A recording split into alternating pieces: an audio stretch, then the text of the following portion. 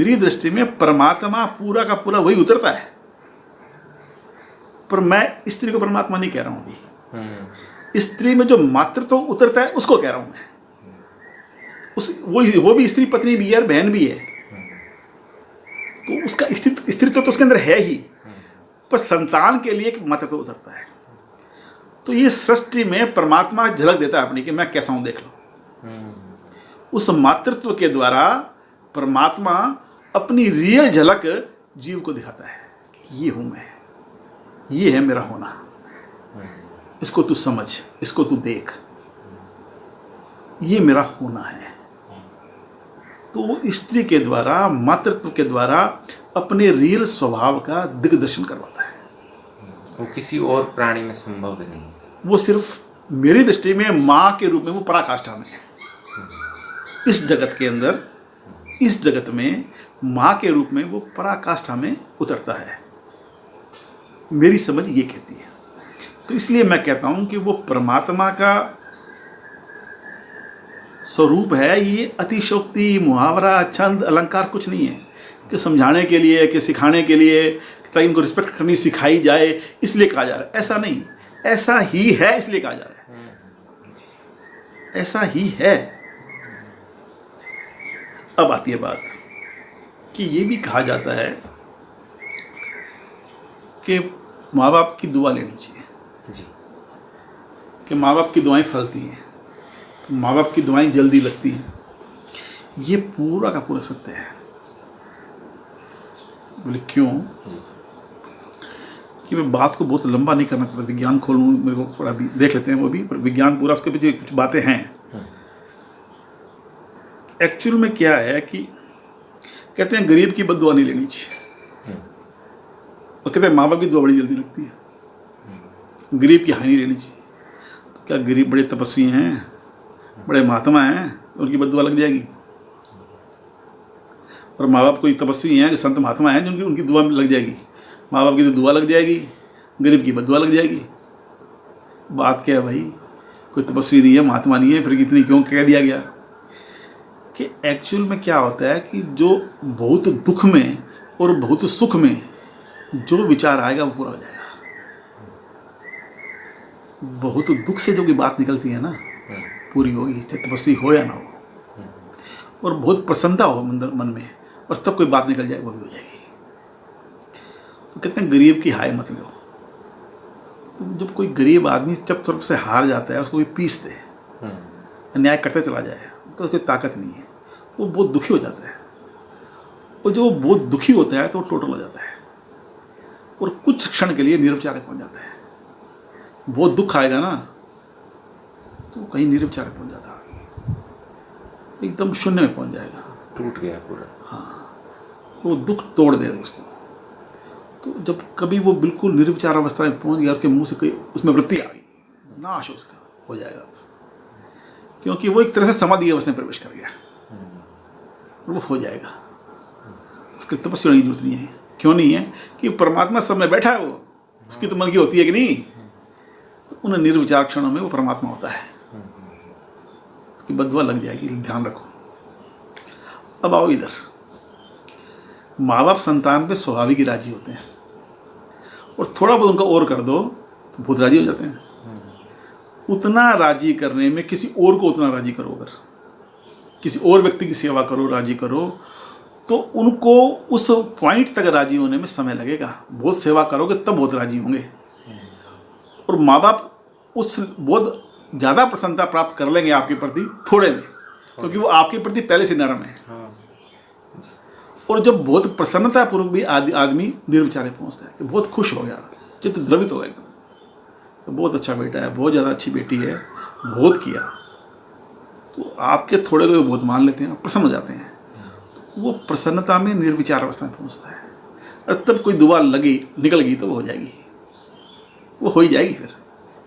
तो माँ बाप को प्रसन्न करना बहुत आसान है, थोड़े में बात बनती है, इसलिए कहा माँ बाप की दुआ जी। घर में तीर्थ है।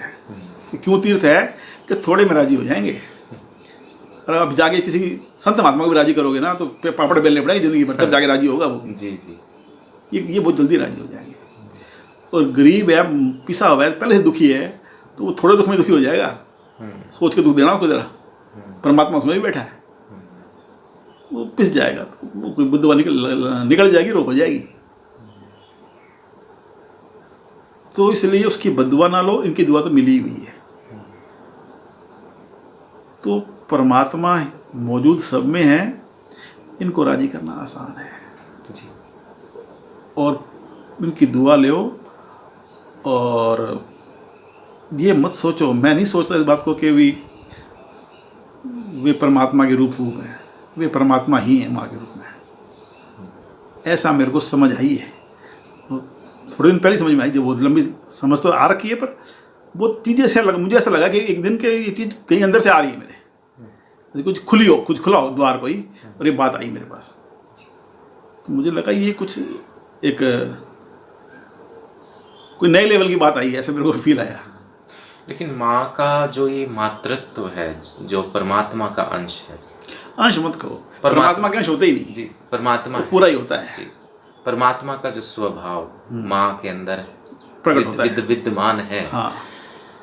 इसको देखने की भी नज़र सबके पास नहीं होती। ठीक सब लोग क्या है, माँ के आदतें देख लेते हैं, उसमें जो स्त्री की आदत है वो उसमें उसको ही देख के वो उसको बुरी अच्छी बोल के और वहाँ से निकल जाते हैं।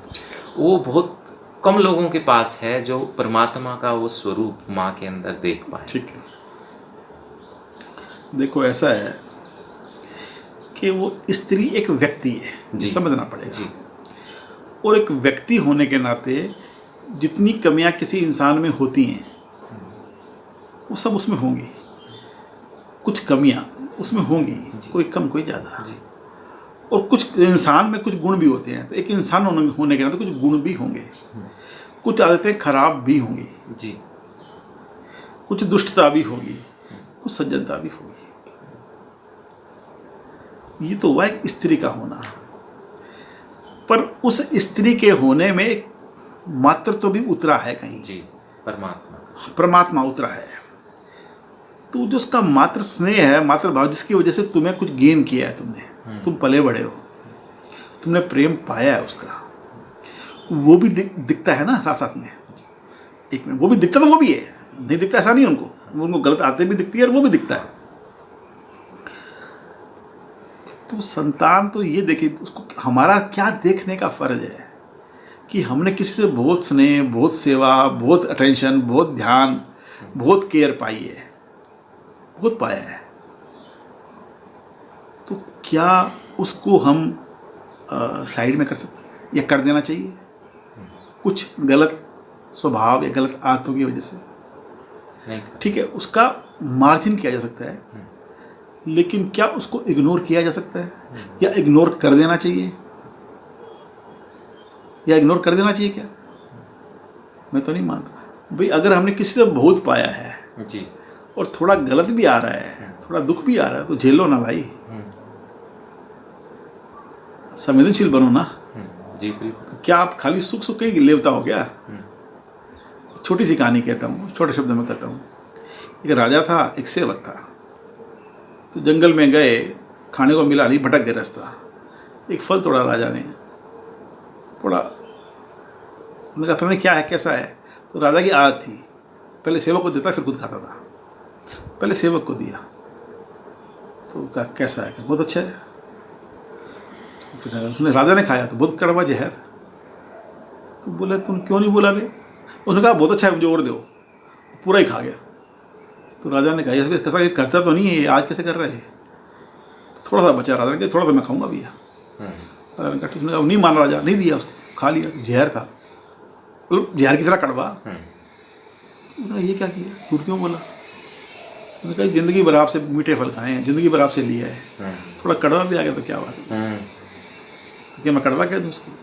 फिर मैं इस चाहता कि मैं पूरा ही खा जाऊँ ताकि आपको खाना ही ना पड़े कि बहुत सुख लिया आपसे, थोड़ा दुख भी एक दिन मिल गया तो क्या बात होगी? तो माँ से इतना लिया है, थोड़ा दुख भी आ जाए तो क्या अर्ज है? जी, इतना लेते हैं, थोड़ा दुख भी आ गया तो क्या अर्ज है? सही बात। अगर संवेदनशील मनुष्य होगा, विचारशील होगा, सोचेगा ना कि पाया है वो अनंत पाया है, प्रेम की कोई वैल्यू नहीं है, और जो थोड़ी बहुत तकलीफ है वो उसके आगे नगण्य है जो आपने पाया है। और ऐसा व्यक्ति, उस नगण्य को झेल लो भैया। इतने विवेकशील तो बनो, विचारशील तो बनो। जी। और उस तरह का व्यक्ति भी ढूंढ पाना मुश्किल है माँ के जैसा, कि अगर हम किसी और के प्रति जरा सा भी कुछ गलत कर दें तो वो हमारा शत्रु ही बन जाता है। डेफिनेट लोगों को क्या देख चाहे लो, अपनी स्त्री हो, चाहे उसको क्या देख लो, चाहे गुरु हो, कोई भी हो, लेकिन माँ को आप कितना भी कहें वो आपकी आखिरी सांस तक साथ है आपके प्रेम करेगी। बिल्कुल। जब भी तो कह रहा हूँ ये परमात्मा की झलक देता है परमात्मा अपनी, कि मैं कैसा हूँ कि देख ले मैं ऐसा हूँ। तो स्त्री होने के नाते उसमें स्त्री सुलभ सारे गुण अवगुण मौजूद होंगे जी। लेकिन एक मातृत्व विशेष उतरता है एक संतान के प्रति, तो इसे संतान का पालन भी होता है और परमात्मा अपनी झलक भी देता है सृष्टि के अंदर। दोनों काम होते हैं इससे, कि मैं कैसा हूँ कि मैं ऐसा हूँ। परमात्मा का भी यही स्वभाव है कि चाहे कोई बुरा है चाहे अच्छा है, उसके लिए सब स्वीकार, टोटल स्वीकार है, सर्व स्वीकार, यही परमात्मा है, सबके लिए आश्रय है उसकी। बहुत बहुत धन्यवाद।